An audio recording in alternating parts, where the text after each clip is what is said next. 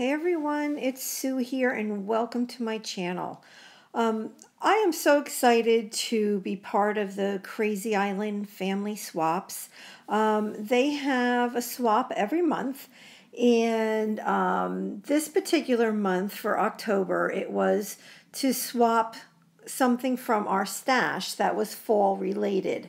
So what I like to do oftentimes when I get the swaps in the mail is they're so inspiring, right? It's something new to play with. It's fun stuff. And, I like to use just about anything on a page. So, I took this one package that I received from Nancy. So thank you so much, Nancy. And I decided I'm going to make a page with it. And I'm using right here, you can see the new Dylusions journal. It's the 8x8 black paged journal. And look at all this awesome stuff that Nancy sent to me. Oh my gosh, it's just right up my alley, let me tell you. And although everything that I always receive, I do have to say, is of top quality and people are very generous, and I'm so thankful for that. And that's why I keep doing the swaps, because they're just so much fun. And so what I decided to do here, a little bit different than what I normally do, is normally I'll tear whatever I'm, using. I'll tear it so it has rugged edges or uneven edges. But in this case, I decided to keep straight edges, which is very different for me. And the reason why this piece wouldn't rip is because it's actually a piece of that. I think it's from like a FedEx package, the soft package, and that doesn't tear, which I think is such a great idea to do all this art. This is the same thing. See, it's something with the post office. And so Nancy, right there, I mean, you taught me something. I would not have thought of that, and what a great idea. So I did keep the edges straight, and the colors were just absolutely beautiful. Absolutely beautiful. So I just took my Mod Podge and went and put the pieces down where I thought they looked best. And it's also hard for me to leave white space, which of course in this case would be called black space, but you know what I mean. I do struggle with that, which most of you know if you watch my channel. But I did accomplish that a little bit on this page, so I was happy about that. And so right here, Nancy also sent some of this awesome paper. At first I thought it was going to be like a tissue paper where you could see through it, but it's not. And it has text on it. So it's not tissue paper. It's not paper. I'm not really quite sure what it is, but I totally enjoyed using it. I love having some sort of text on my page, and it was just the right touch. And then she also included this, which to me is more of a tissue paper, and I wanted to get it up there in the corner, so I actually turned it upside down so the more of the color, like the color side of it, is actually facing downwards on that piece right there. Just because I wanted it to get up in that corner nice and easy. So, of course, I'm filling up some of the white space, of course, but I still did pretty good.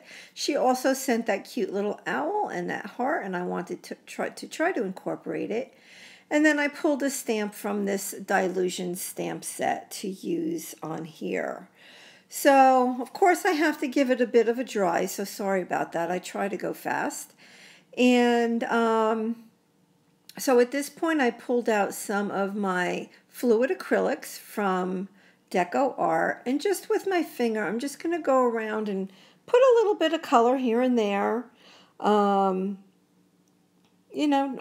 don't, just because I thought it would look nice. And yellow to me, I don't know about you guys, but yellow to me is like the other white. I feel like you can use it pretty much anywhere and everywhere. I use it often. And I definitely know I want to use those 3 circles. And I just bought some of this ink. It's mixed media, and it's made by Donna Salazar. And I was just showing you right there my little bag of goodies, like all my stuff that I use to put texture onto a page. And I decided to put the circles up top there, and I wanted them in a spot where you could actually see them, right? Because the background is really busy and the circles are busy. But look at this white ink. Oh my gosh. Is it not beautiful? I don't know if I've ever seen white ink like that before. And then this is just, a bath sponge, which I'm also going to use for some visual texture. And I'm taking the darker color in that ink and just going around and filling in some spots here, which was just perfect. It was just enough of another texture. And then this is the 3rd color that I got. I just opened these just for this project, so they're nice and juicy. And I decided to take this Tim Holtz stencil, and it is called, let's see, Dot Fade, and it's one of my favorites. But before I go and do that, I was going to try to figure out as best I could where I maybe wanted the owl or the heart. And so I figured somewhere right there. So I'm putting this like teal color on some lighter areas on the page. And then I liked it so much, I'm like, I just kept adding it. If you have not used this ink before, I can highly recommend it.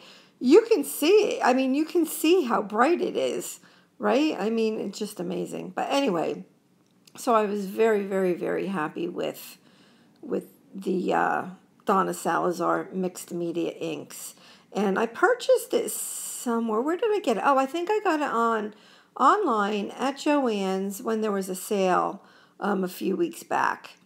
And they only had the 3 colors, but let me tell you, I think I'm going to get more, definitely. So I Mod Podged the 3 little circles down, and I have my stamp ready to go. And I'm trying to decide at this point, should I stamp it on another piece of paper so it's on a solid background, or should I just try to stamp it on this background? I love this background. I love everything on it.